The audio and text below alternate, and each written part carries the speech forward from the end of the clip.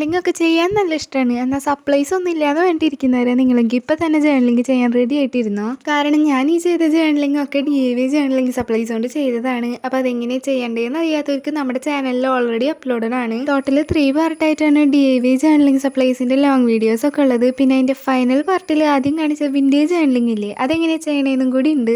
പിന്നെ സെക്കൻഡ് കാണിച്ച pink തീമിലുള്ള journaling ഇല്ലേ, അത് ഞാൻ ഓൾറെഡി ചെയ്തിട്ട് ഈ ചാനൽ തന്നെ പോസ്റ്റ് ചെയ്തതാണ്. പിന്നെ അതിൻ്റെ കൈ തട്ടിയിട്ട് അറിയാണ്ട് ഡിലീറ്റ് ആയിപ്പോയി. അപ്പോൾ ഞാൻ വിചാരിച്ചു വീണ്ടും ഒരു ജേർണലിംഗ് കൂടെ ചെയ്യാമെന്ന്. അപ്പോൾ ഇന്ന് നമ്മൾ ചെയ്യുന്നത് യെല്ലോ തീമിലുള്ള ജേർണലിംഗ് ആണ്. പിന്നെ ഈ കാണുന്ന പാറ്റേൺ പേപ്പേഴ്സും വാഷി ടേപ്സും ജേർണലിംഗ് കാർഡ്സ് അങ്ങനെ ടോട്ടൽ 10 ജേർണലിംഗ് സപ്ലൈസ് നമ്മൾ ചെയ്തിട്ടുണ്ട്. പിന്നെ ഈ 10 ജേർണലിംഗ് സപ്ലൈസ് മാത്രമല്ല, അതിൻ്റെ കൂടെ തന്നെ ഇപ്പോൾ ഒരു സപ്ലൈസ് ഉണ്ടെങ്കിൽ അതിൽ തന്നെ ഡിഫറെൻറ്റ് തീംസിൽ നമ്മൾ ചെയ്തിട്ടുണ്ട്. അപ്പോൾ കുറേ ജേർണലിംഗ് സപ്ലൈസ് നമ്മൾ ചെയ്തിട്ടുണ്ട്.